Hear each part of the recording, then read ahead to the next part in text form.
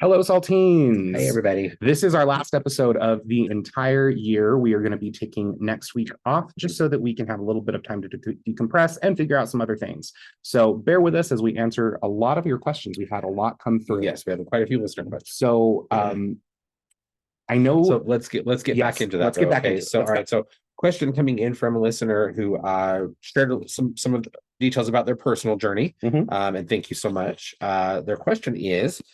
They're curious about actually getting some sort of energetic healing work done, or maybe some other sort of spiritual work. And they want to know if it's recommended that they do anything in advance to kind of help support that work. Okay. Like, is that something that they need to do? Is it something that they, like what does that look like? So from the perspective of an energetic healer and a Reiki master, what would you say in answer to that? Is this something they need to do? I'm going to say no. There are practitioners who will give their clients like particular instructions.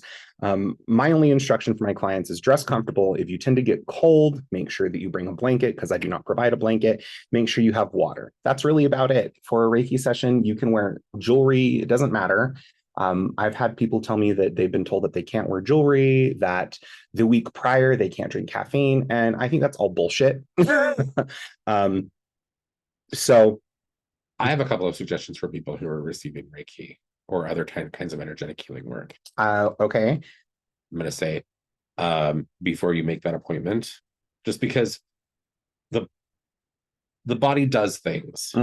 So I'm going to say to everyone,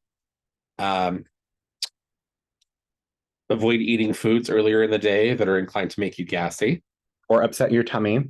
Because once the Reiki or the energy starts to move through you, you're going to be farting. Yes. Now here's the thing. If that happens in a Reiki session, there's no shame. Oh no, I mean, like it's like they're professional. It's like you go in and you see your doctor, right? Yeah. I mean, I've had experiences with straight men on my table, and they get. That was going to be the second thing I was going to say. Yeah. To the gentlemen or to the people out there who still own a penis. Wear underwear. And also don't be embarrassed if something like that happens. Again, during a Reiki session, you're going to get relaxed. That's exactly. I mean, it's nothing to be ashamed of. Exactly. But people do get ashamed. Yes. And if there's a particular like energetic blockage that kind of is related to that, and the practitioner moves that energy through, it's kind of like open up a floodgate. It just kind of happens sometimes. So don't be, I know, choice of words, phrasing. So don't be too weird about that. I always tell my clients, come in with no expectations. That's a huge thing.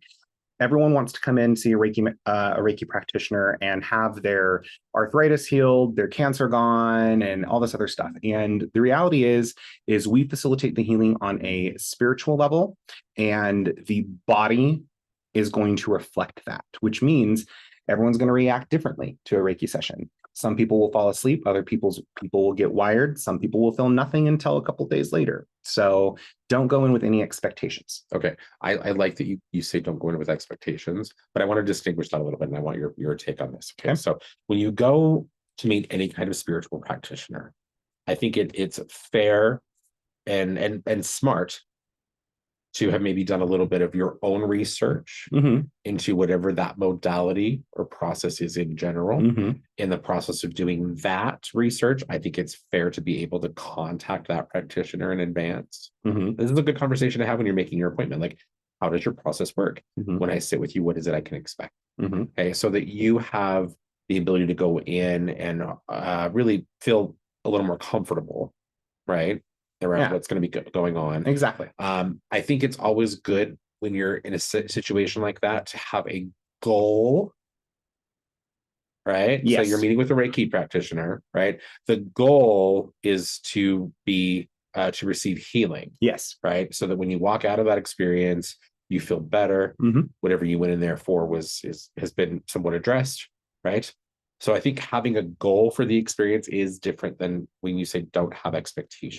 Yes, that's correct. Okay, just to be clear. And the goal is going to be something that you're going to discuss with the practitioner, or at least that's something you should discuss with the practitioner. You also want to make sure that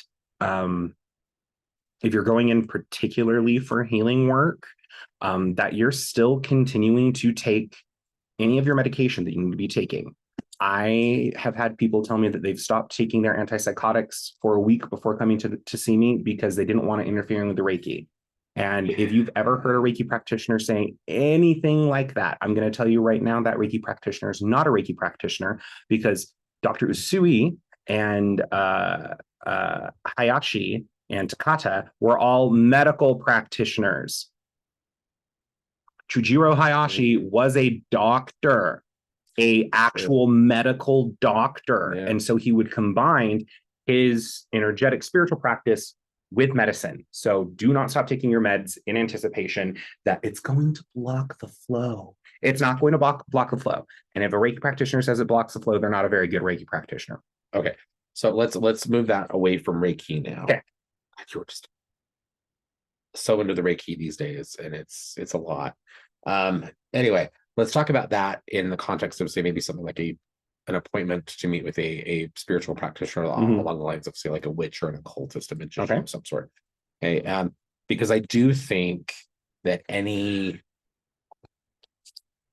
spiritual practitioner worth their salt, any spiritual practitioner that I would choose to work with, if I were going to go to someone else to assist me with spiritual or magical work, I would expect, and I would say to all of our Saltines, you should expect that if that practitioner is legit, they're going to have some sort of like, before we do this, before you meet with me today, I need you to do this thing. Right. And it doesn't need to be fancy. Okay. It doesn't need to be expensive. It could be something as simple as, let's be honest, this is also good for energetic healing work. Before you leave your house that day, cleanse yourself, take a shower, take a bath, right? Cleanse yourself in an energetic way if you have the means or the knowledge of doing that. Okay. So that when you come into that experience, you're not bringing any unnecessary residual stuff, like if you're coming in the meeting with somebody for a reading, right? But you're so caught up about all the bullshit that went down at work that day. Like, it doesn't matter how skilled that psychic is. You could be there to look into your relationship, but because where you are at is so caught up in work and problems at work, that's certainly going to change the energy of your reading. That's going to come up a lot in your reading, even if it's something you don't want to look at. Although, to be honest, if you're having a lot of problems at work, that should be what you're looking at in your reading, right? To see what you can do to change those things. If there is a change. But usually there will be things that you'll want to do in advance. It could be something as simple as just stay well hydrated today. Right. Depending on the tradition, because different traditions and practices will have very different things. Like if you're going to go get readings traditionally from people within certain families of practices, they're going to want you, like, you need to fast today. Don't eat today until after you come and see me for your appointment, right? Wear this color today, right? Do this, there will be things depending on the practitioner, their spirits, and any tradition that they hold to. So that is common. But you shouldn't be expected to know those things up front on your own. Anybody that you're working with in a professional capacity should be giving you that information before you even meet. Yes. So yes, that can very much be a thing. Anything you'd add to that? No, okay. I 100% agree with all that. Okay. All right. Second question. Oh, do we ship orders? Yes, we do. We do ship to people if you know what you want, and depending on what it is. We carry a lot of things in the shop, unfortunately, that just do not ship well. We have tried. It's been a lot of broken candles and a lot of damaged incense, and so it does kind of depend. So give us a call, contact us in some capacity, let us know kind of what it is you're looking for, and if it's something that we can get to you, we will make every effort to do that. Email info@catandcauldron.com. Yes. I actually looks like that's it. So we are done with that one. Well, there you go. That was quick and easy. Yeah. Most of these I think really will be. Let's see. All right, let me go ahead and click on this next question, which was actually sent in response to our last week's episode. Okay. From our friend Jack. Oh, okay. Who we enjoy. Thank you, Jack. Yes. I need to go in and listen to the next I went in and I watched the first part of the interview that we did with Jack, Mhm. that Jack shared to his podcast, Okay. Songs and Sorcery. Because I kind of wanted to get a feel for the experience, from like, outside of the moment. Mhm. Then I struggled because I was like, an arrogant ass for going in and watching this interview that Austin and I did. Mhm. I don't know. There's this part of me that's like, I need to make sure we were both Coherent, well, no, well, not just coherent, but that we ended up actually like giving good info. giving some good information and Okay. having some conversation that was worthy of Jack's listeners. Anyway, so back to Jack's questions. They have several questions relating to haunted objects. Can the spirit or energy in a said object infect another object? Yes. I would agree. That's actually how, when we talked about that a little bit on last week's episode, we talked about how a lot of people will bring an item home from like an antique shop or an estate sale or something, and then within a few days realize like, oh God, my house is haunted. That in essence, that's kind of what's happened, is you had a spirit kind of piggyback in on the item, but now it has effectively kind of established an energetic connection with your home, and most likely people in the home. So that happens a lot. Or can happen a lot. There's also like the concept of entrainment. If a spirit is powerful enough or nasty enough, and it's the most dominant energy in the house, things are going to go that way. It's true. Can they do this with multiple objects at once? I'm going to say yes, but once again, it's really going to come down to the strength of the spirit and the objects, I guess, in question. So yes, absolutely possible. There are a lot of variables there. Also, can the spirit imbue the environment with said objects, with its energy or influence? Yeah, we kind of covered that one with the phenomenon of haunting, right? And entrainment. Yeah. What sort of spirits are capable of this? Demons. I mean, you're kind of just you're saying that in jest, right? And you're not talking about horror movie Catholic Church kinds of demons, but demonic spirits, goetic spirits, they can absolutely do this. Yeah, most definitely. More primal spirits, like elementals. About like just discarnates. Discarnates you get like a whole range under discarnates where you've got like all of those. You've got like that covers like parasitic entities. Really any spirit that would not or could not be identified as a mortal or having had been a mortal human kind of a spirit really does fall into the category of discarnate. There are spirits out there that we haven't even identified yet. We don't even know what the hell they are there, but they exist. We have encounters with them and we think we know what they are, but do we really? What can be done to rectify a situation like this where we have a spirit that maybe possesses an object, takes up residence in an object, takes up residence in a home? What can we do to kind of fix that? I'm always going to start with have a conversation with that spirit. What if it's mean? Have a conversation with that spirit. What if you're like, hey, what are you doing here? Get out of my house. Spirit's like, nah, bitch, I live here now. I paid the rent. Then you lay ground rules. Most of the time, a good cleanse is going to be all you're going to need to get rid of those things. You can smoke cleanse. You can use rosemary, juniper, whatever. Frankincense and myrrh works really, really well, I find, for these things. Would you say in the process of cleansing that it's important that they do not only the object, but the space in which it's been kept? Yes. And also probably any people who are living in that space or who have come into connection with that object? Most definitely. That's something that a lot of people get wrong, or I don't want to say wrong, but a lot of people you can say they get it wrong. It's okay. That's one step that a lot of people forget to do when they do a cleanse is they will cleanse their home and their environment or one particular space, and that space will be fine, but then everything else won't be. And it's like, well, you need to cleanse other spaces, but also you need to cleanse the other individuals living who are in that place. There are people who suggest burying said object for a moon cycle. So there's lots of things you could do. It depends on the object, depends on the spirit. So that's what I would do is I would do a cleanse, but also I am pretty vicious. And so usually me just telling it, get the fuck out or I'm going to eat you usually works. Yes. Sorry, I was vibing to the Christmas music in the shop for a moment there. Um, all right. If an object in this example is one given to you as a gift by someone who they say baneful. And I guess what I mean by that is like if somebody gives you a gift, you know that person is also a practitioner of some sort and they're giving you the gift, but you know there's baneful intent behind it. Mhm. Or this is someone maybe that's gifting you something, but you know beneath that, like this is somebody who really legitimately doesn't like you. Mhm. Beyond doesn't like you want, is wishing you harm. Mhm. Like basically they ask, or the Jack's question is, can this be used as a tag lock? Yes, because their energy is there, but Mhm. also before accepting that gift, Mhm. do not touch it. Yeah. If you accept it with your hands in a lot of traditions, you're accepting whatever is attached to it. Yeah. So let them hand it on over. Don't Have touch them it. set it somewhere. Yeah, Like have them set it have them somewhere. place it on the table, downward. Down. We got a downward thumb.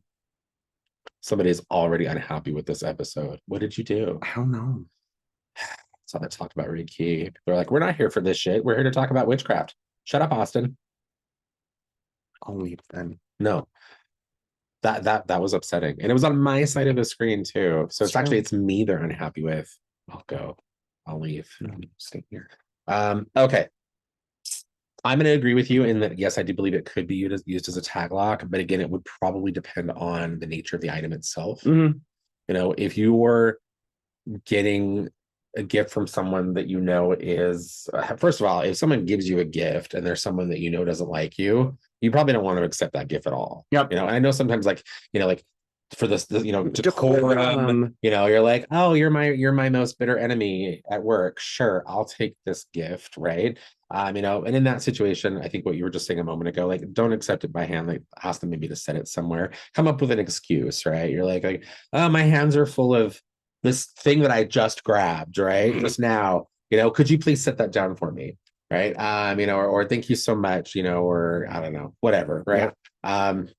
Anyway, but I think it also is going to depend on the item. If you've got somebody even in a situation like this that is, like wishing you ill, but they're giving you like, some brand new store-bought something Mhm. that's still in plastic or whatever, that's not going to make a good tag lock. No. Because it doesn't have any of them in it. Mhm.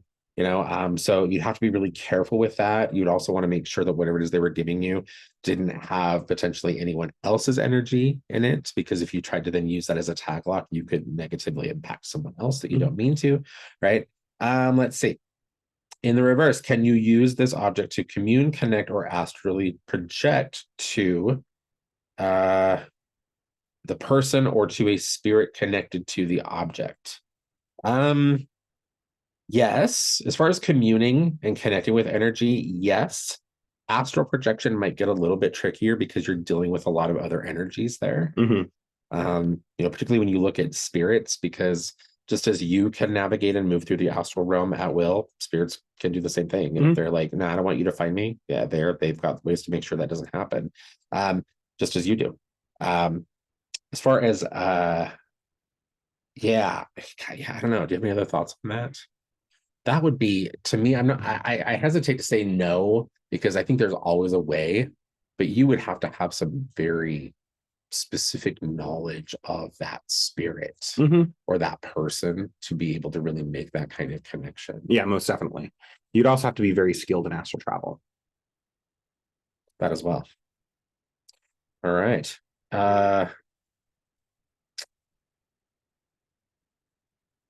Did we answer this?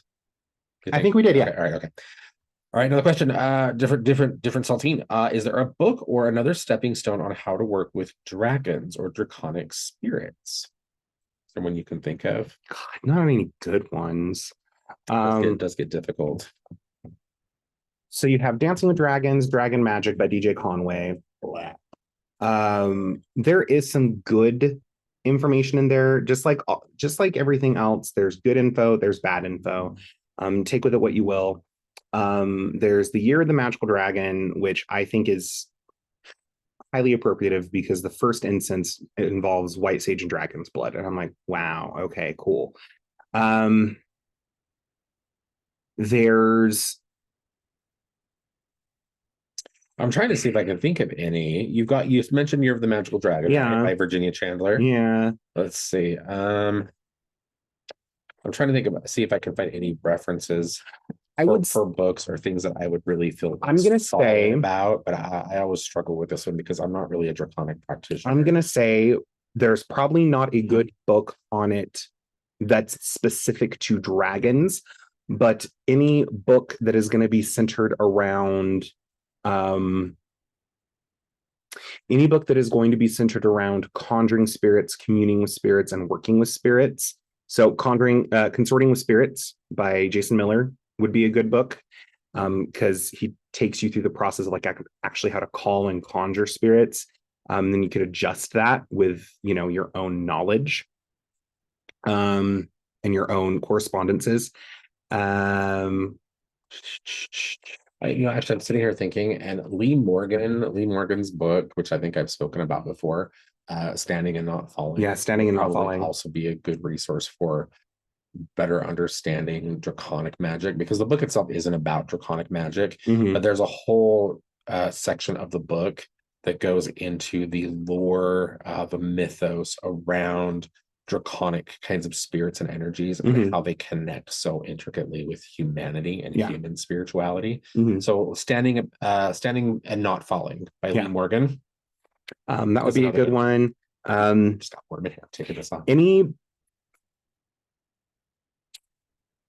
Really, that's about it. Any book that's really good at teaching how to do that. Obviously, making sure that your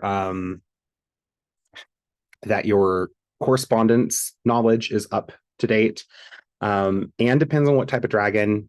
So I would say probably get into some elemental work because they are very primal and connected to elemental stuff.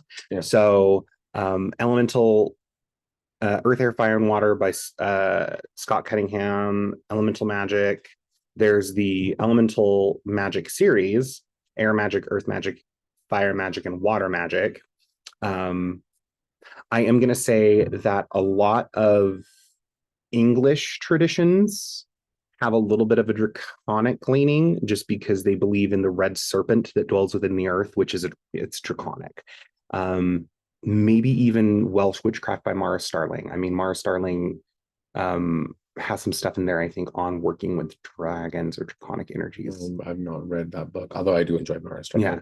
So those are some references, but really, I'm going to tell you, it just comes down to knowledge and experience and how you can call and conjure spirits and confidence within your own self. Because would you say that it would be it'd be comparable to deity work almost? Okay, and that kind of flows with what I was going to say. I think in looking at working with draconic energies, I think it probably you're the first thing you really probably need to worry about is, first of all, finding a means of being able to distinguish if the spirit you're connecting with is indeed a draconic spirit, because there are a lot of spirits out there that can be kind of confusing.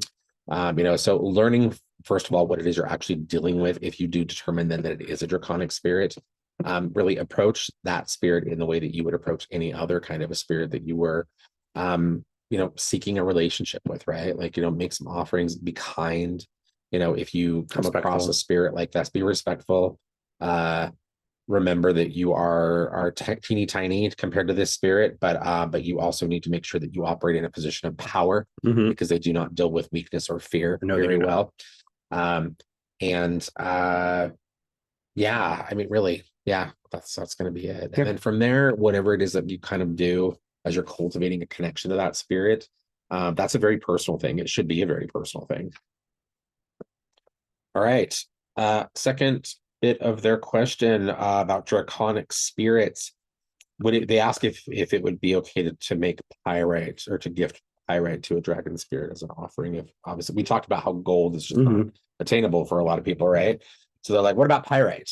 And I'm going to say, I think that you could effectively give pyrite to a draconic spirit as an offering, as long as you didn't go, well, here's gold for you. Yes, don't lie about it. Yeah, because they're going to know. They're going to be like, nice try. What are we about here with the deception, right? Like, it'd be like any other situation, right? Like, you're not going to give your,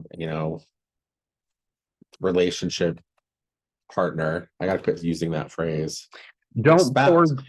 don't pour grape juice into a cup and then give it to someone and tell them it's wine There you go. or a spirit. Okay. They're gonna know there is a difference.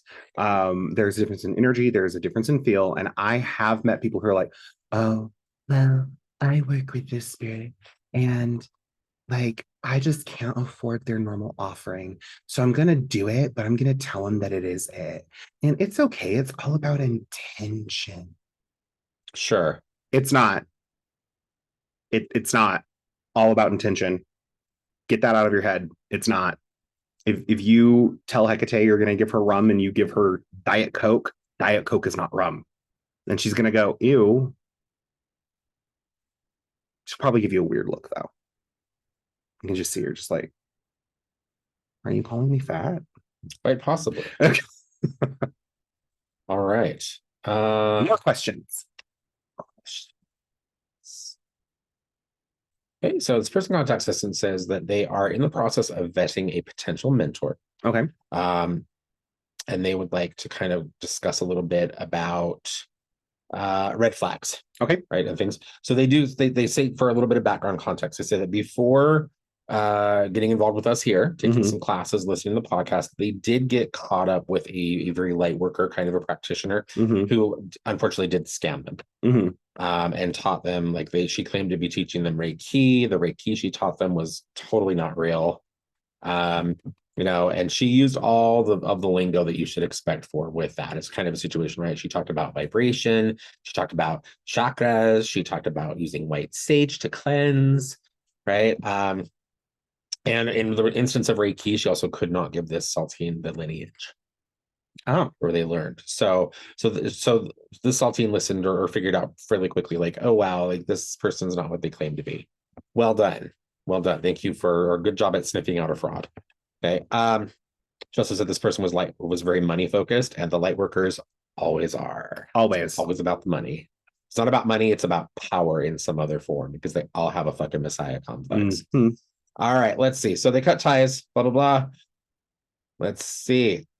They met with one of their best muggle friends, who asked them about their witch stuff and how it's been going. Muggle friend then proceeds to tell them about the another practitioner that she goes to, not our listener, not our Saltine. Her friend is going to another practitioner. Right. Sorry, I know that got a little confusing for a moment. Okay. But she goes to this other practitioner for energy work. And she suggested to our Saltine that she thinks this other practitioner could be of benefit to them, that they could teach them something. Okay.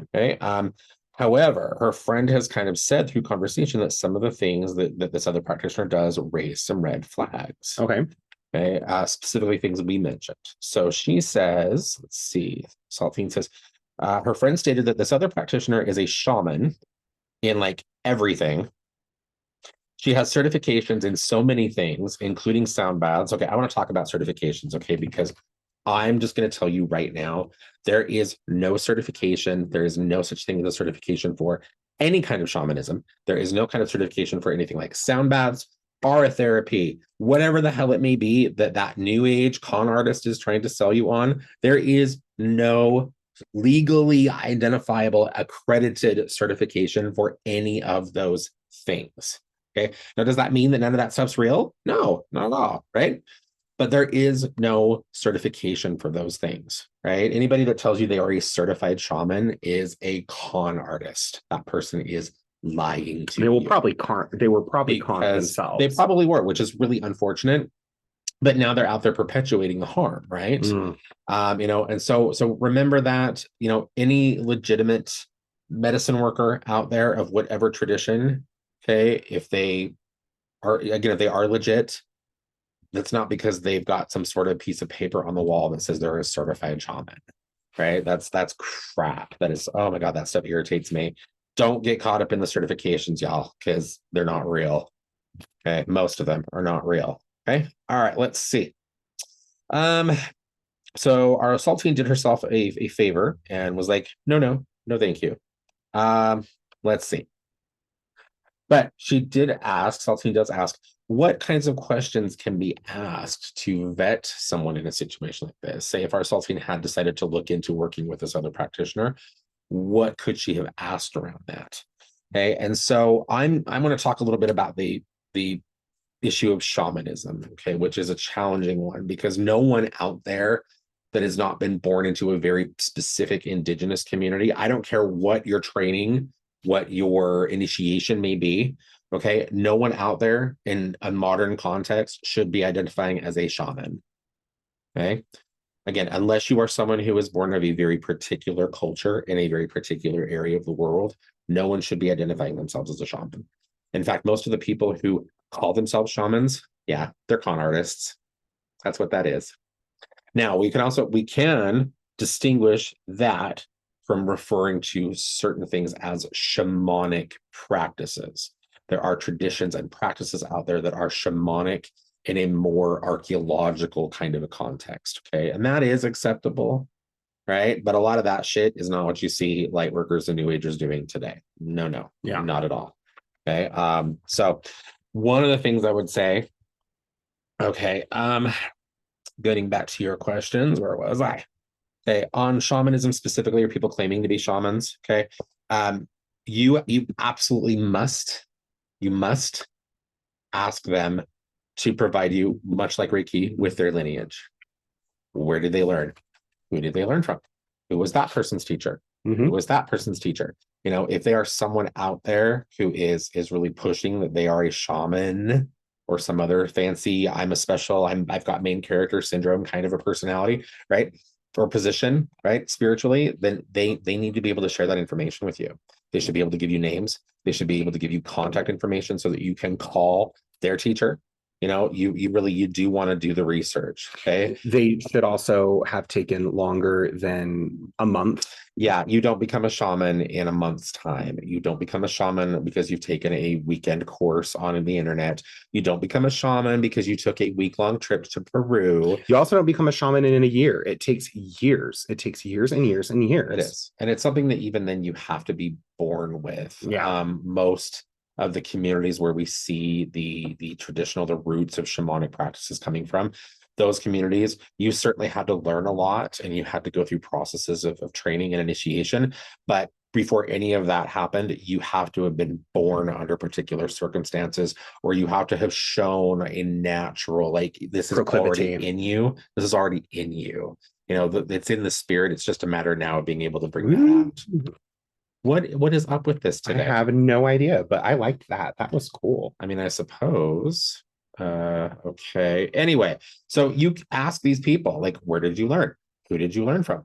You know, where shamanism in particular is concerned, what area of the world does this tradition originate in? Right. And if they say, well, Native American, they say Native American, they're going to be full of shit 98% of the time, because unless they are an indigenous person and with clear links to a tribe of some sort, a nation of some sort, no.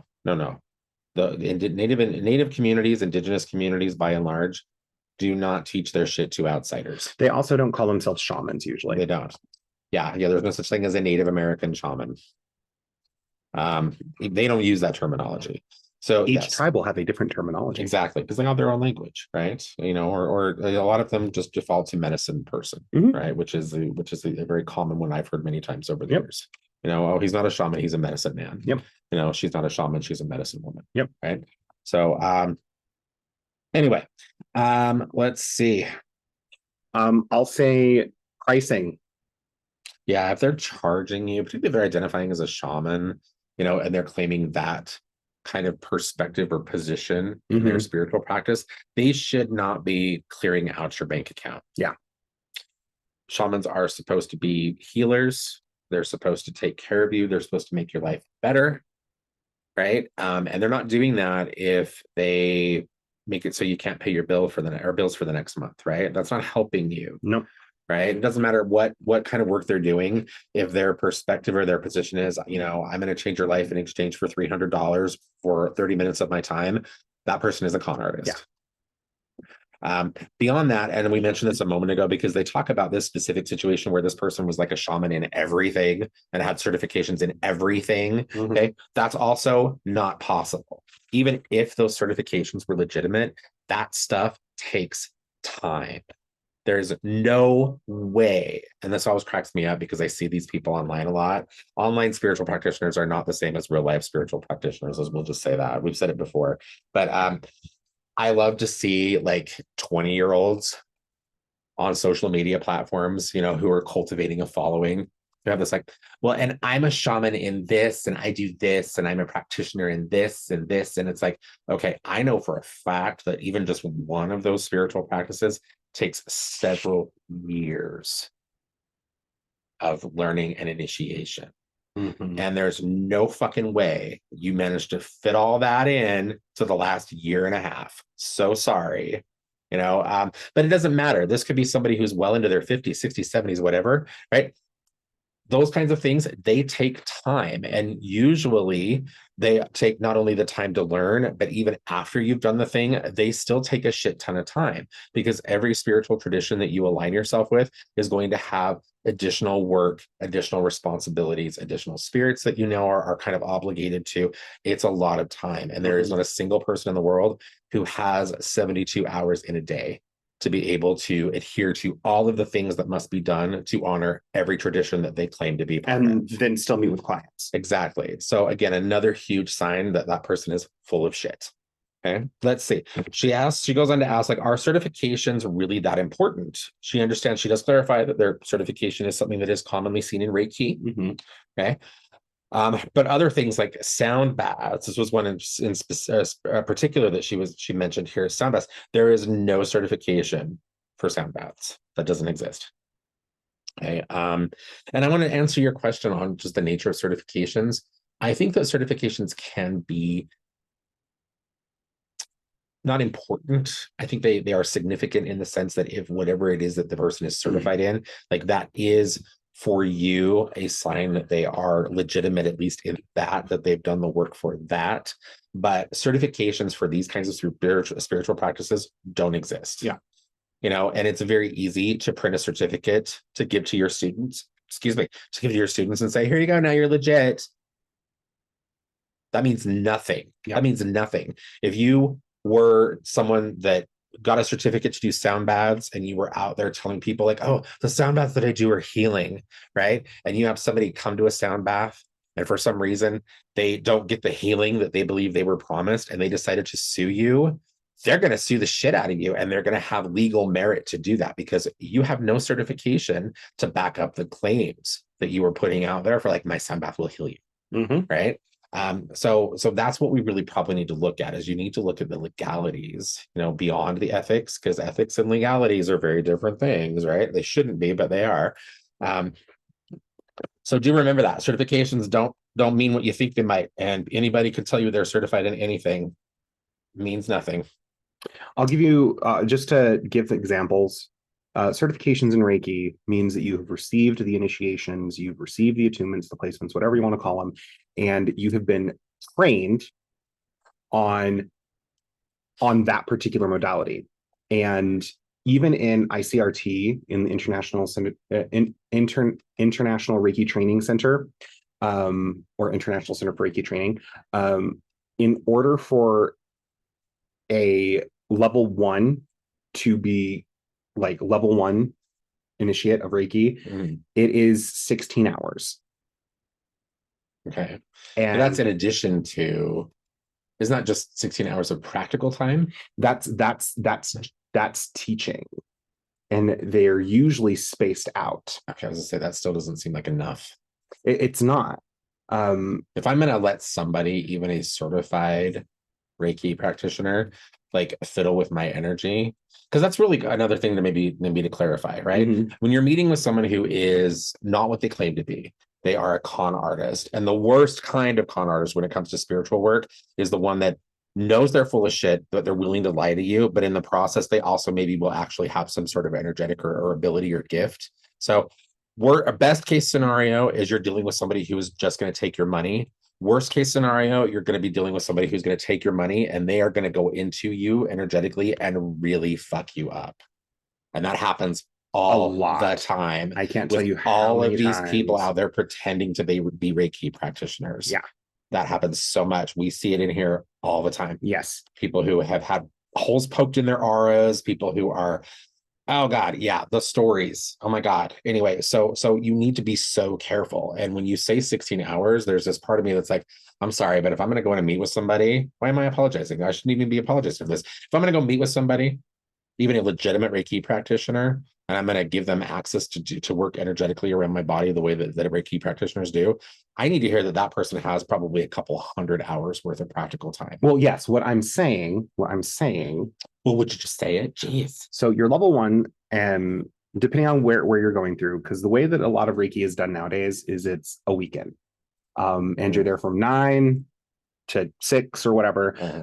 And that's the information. It's here's the information, we're going to practice, and then you have to go out and you actually have to practice. We're not going to provide you clients. And so that's you. If you're going to have a Reiki practitioner work on you, they better have hours upon hours upon hours upon hours upon hours of practice and practicum underneath their belt. Even if you're becoming like in the ICRT, you, in order to be certified, have to have 3 years of continuous practice underneath your belt. So I looked into it and I'm like, that's like a bachelor's degree. Oh my God. Well, the thing is you can do that over time. Yeah. Right. And like, it's not just working on others, it's also working on yourself.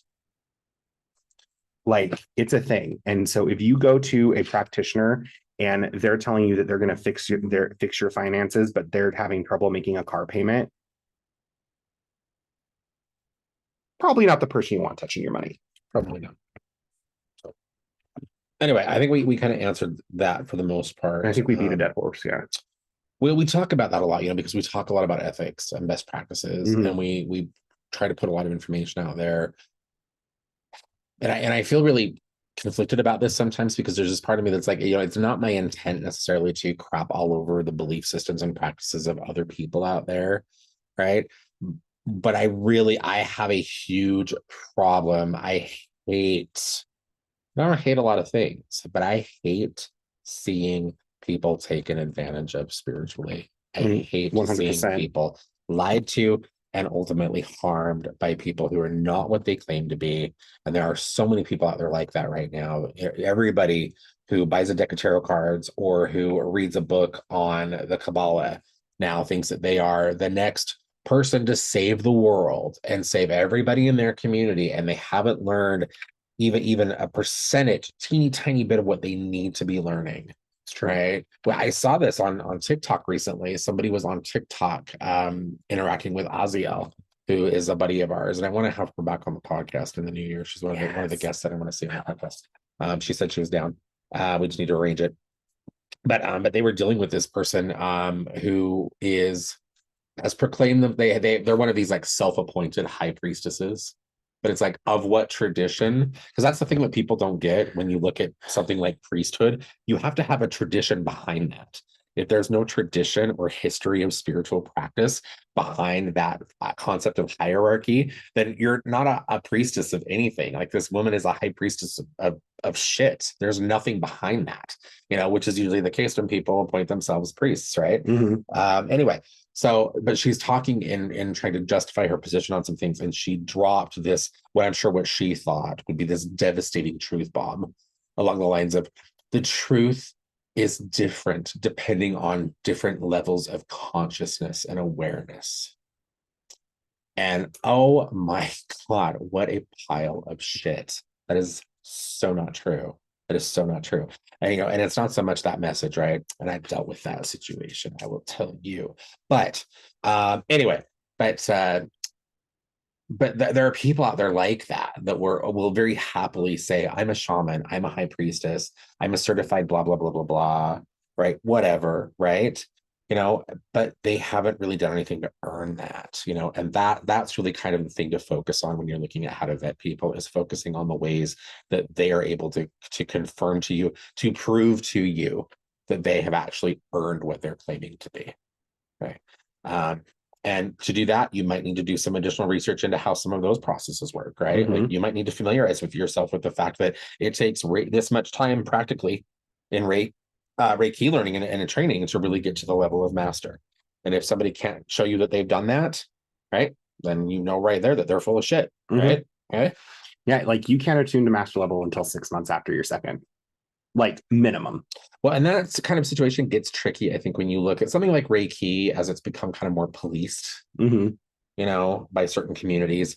That one I think is probably a little bit easier, but there are others that do get tricky, like when you're going and meeting with a practitioner, someone who's identifying as, like, say, a witch, Mm-hmm. right? There is no certification for witch, No, for there being is a not. witch. There is no certification to be a card reader, a tarot card reader. There is no certification to be a medium.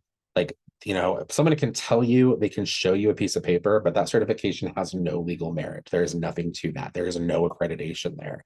Nothing. Those organizations do not exist. So witches, though, can be tricky because you have, I think, difficulty being able to confirm details a lot of times with people's personal witchcraft histories, right? Mm-hmm. So that's where you need to look into things like, like, well, where, how do you work your magic? Like, what's your process, Mm-hmm. right? And if they tell you, oh, well, I work a lot with poppets, then you're gonna probably do yourself a favor by learning a little bit about, common practices for poppet Yeah. magic, right? So that as this person is working, you have some means of being able to check in on what they're doing for you, right? And it gets tricky, it gets tricky. Yeah, I don't know. Okay, we'll move on from there. Um, this person says they trust us very much. We thank you so much. We appreciate your trust. And then they go on to kind of share that we did a reading for someone a while ago. That's okay. I'm not going to go to all these personal details. But thank you so much for giving us some validation on the information that we gave you in your reading. Yes. Because we want, when people come and meet with us for a reading or other services, we want ultimately whatever comes of that experience to really be something that makes your life better. Yeah. So thank you for letting us know, because we do, that's kind of what we try. Yes. For. And if you're local and you want to learn good Reiki practices, February, I'm starting my level 1. Okay. So here's another part to this. They sent a follow-up. One of the things they forgot about this other practitioner, the one that I'm going to say right now is a con artist. Their friend went to see this other practitioner, and the practitioner told her friend that she had, during an energetic cleansing, that she had the evil eye, which this practitioner then offered to get rid of for her, or to remove it for her, I'm sure for a hefty fee. So she asks, this listener, Saltine, says that they've learned in one of your classes of what the evil eye is. But they would like to know how likely it is that their friend would actually have had evil eye. Evil eye is actually more common than you think, because evil eye is rooted in jealousy, envy, stuff like that. Mm-hmm. Most of the time, people who are afflicted by imolokyo, or the evil eye, as they're wandering around or they're walking through life, it hits them. They get a little thing here or there, but usually it just kind of goes off. If the evil eye is thrown by someone who knows what the hell they're doing, it's going to snowball. A lot of people, this sounds like someone who's just taking from other people's cultures because they've heard it or they saw it. How did they find out they had an evil eye? Because if she was going for an energetic cleansing, that would remove it. So if you're going in for an energetic cleansing and the evil eye has been set upon you, and a practitioner can pick that up, it's not going to take more energy to remove that. It's just still malokyo. Yeah, it's something that you're absolutely right, that should just be removed as a component of the cleansing. Exactly. That shouldn't need to be like special. Exactly. Now, will you clarify though, because I think a lot of people still get this confused. Evil eye, I think, would be comparable to, say, something like a jinx or a hex. Yes. An evil eye, or to be afflicted with the evil eye, that is not a curse. No, the evil eye is not a curse. I wouldn't even say it would be more in alignment with a jinx or a hex, but it's not. You're not going to evil eye someone by, like, I don't think there's a lot of practitioners sitting down and going, I cast the evil eye upon you. I have that interaction almost every day.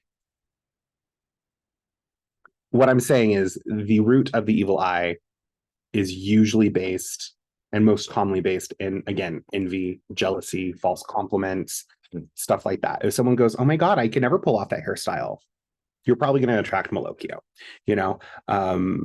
Well, I think it depends on the nature of the exchange. Yes, and if The there's person is one yes, of the reasons why I always tell people, and this is going to sound really shitty and cynical, but I always tell people to not to get overly emotionally invested in compliments made by strangers. mhm, Um, don't allow compliments or comments made by strangers to like don't put a lot of weight or credence in those things because that's a doorway to evil eye. mhm, But a lot of times our best friends and family members will evil eye us, yep, right? Because we're human and we have rough days and we feel things, we get jealous, we get competitive, mhm, right? With people, even people that we should love and care for, right? mhm. It happens. So, The evil eye is not as big a deal as most people put it out to be. yeah. It's just the next fad that has come across TikTok, Instagram, and Pinterest, and all those other things that is rooted in different cultures, and no one actually knows the actual history behind it. And, if you really think you have the evil eye, book with me, book with one of our practitioners. We'll pull some cards. I'll remove it for you. It's really easy. Have we ever talked about like an effective way to banish the evil eye, like how people can, well, not banish it necessarily, but how to actually determine if they have the evil eye? We talked about that on the I've podcast. not on the podcast. I taught a class on it. Well, I know you teach a class on the evil eye, but I'm just wondering maybe that would be a good thing for us to talk about on a future episode of the podcast. Okay, I was we like, could do this that. is a very easy way to diagnose if you've got evil eye. It would be rooted in Italian practice for me. So, oil, bowl of water, a little bit of salt, scissors. So, So, um, so yeah, if you're getting an energetic cleansing though, that evil eye should be removed. Like, and it shouldn't be, oh, for an extra fee because the evil eye is really super difficult to remove. I'll do it for you. it's not. It's The not. trick to an evil eye is just realizing that you have it. Yeah, realizing you have it, and then non niente. It is nothing. Yep, there you go. So there you go, a little Italian folk magic for you. All right. Anything else? I believe that's it. I'm Okay. going through our other lines of contact here, but I don't think, we did have one. We did have one other. I'm looking for it now. We did have one other interaction on the Tikataka. Okay. It's not in here. It was on a TikTok thing. I mean Instagram, but it's not in here. Someone contacted me, and I already kind of answered this on TikTok, but they talked about, I think, a situation that they're dealing with. They're on the receiving end of what sounds like a lot of like bullying and threats coming from someone. And they didn't give me all the details, and it's fine because I don't need all the details, but they're on the receiving end of some fairly abusive kind of behavior from someone who they believe is dealing with some real mental health challenges. Okay. And so they're struggling with that. First of all, they're right, like, this person isn't mentally right. So I'm struggling to figure out how to kind of get back on them or how best to handle this, right? But they also need the behavior to stop, right? So they contacted us to inquire about is it a good idea to bring some spiritual work into a situation like this?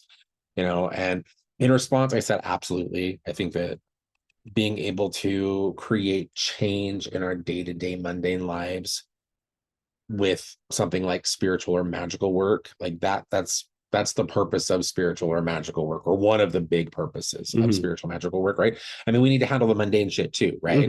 Like if you need a new job, you can work every spell in the world to find a new job, to create opportunity, right? And the opportunity will be there, but unless you actually apply or send out a resume so that somebody knows you're looking for a job or that you are a candidate, nothing's going to happen, right? You gotta kind of combine the mundane or the material and the spiritual. So I answered that question for this person, and I kind of gave them some suggestions on how to handle spell work, how to handle work for a situation like this, different ways to handle a situation like this, where they can remove the effects of the abusive behavior. They can also do something to kind of remove this person from their inner circle, or to kind of keep this person a little further away.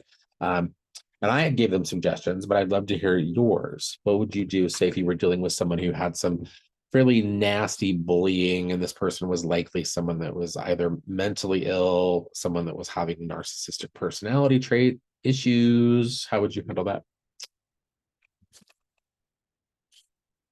Because you got to be careful the reason I wanted to talk about this for the benefit of our Saltines is you got to be careful with how you structure magic around people who are mentally ill. I would do healing work. For yourself or for them? Because this is Both. actually okay. Because this I actually said don't do healing work, don't focus on healing work on this. So now I need to hear more from you on why healing. The reason I would suggest healing is because, one, if this person is very mentally ill, healing can go one of two ways. It can help kind of fix and adjust their problems, and you can see a change in them, or it could just put them in a position to leave you the fuck alone because they have to deal with their own shit. Okay. And then healing for you, healing for that person, or the person being affected, it would be beneficial because you obviously have a wound around this. Right? So doing something to give yourself a little bit, yes, sorry. So giving yourself something and doing some stuff to give yourself some grace would be a benefit. Okay. So when I answered this for this person on TikTok, I also a mirror bind. I suggested, yeah, there you go. I was good for narcissists, right? I did suggest healing work to the extent that it would be good for them to focus some of that on themselves because they've been abused by this person, right? And they probably could use a little bit of healing and nurturing right now. Yeah, so I kind of told them, I said, like maybe something like a sweetening or a glamoring kind of thing would maybe be a good working to do, but with the idea that sweetening working or glamour work would effectively move this person away or get them to focus on someone else. Yeah. I also suggested just full on just baneful attack, but I didn't really provide them with details on how to do that because that's kind of a public forum and I don't want to just put that information out there for just any 13-year-old to get a hold of, right? So anyway, so those are my suggestions. Yeah. I always find that when doing healing work on a situation like this, it will dissolve itself because they'll be directed elsewhere. And they'll probably be dealing with someone who will not put up with their bullying and abuse and be put in their place. Well, we'll hope. I mean, well, that's how you work the spell. Fair. That's okay. That's true. That was it. That was all we had for this week. Okay. So as Austin was saying at the start of this episode, we are going to take the next week off. Yep. So we will have a new episode for you all in the first week of January 2024. We are in a new year now. It's it's weird to think about that. This year has been a lot. Anyway, in the meantime, send us your questions, comments, whatever you've got. Let us know how you're doing. I'm hoping that we can see some cool new developments with the podcast in the new year. Anyway, but thank you so much. Thank you for supporting the podcast, for listening, and for allowing us to have a presence in your life in whatever capacity. Yes. For now over 2 years. Yeah. It's been an awesome 2 years. So thank you so much. We appreciate all of you, and happy witching and happy holidays.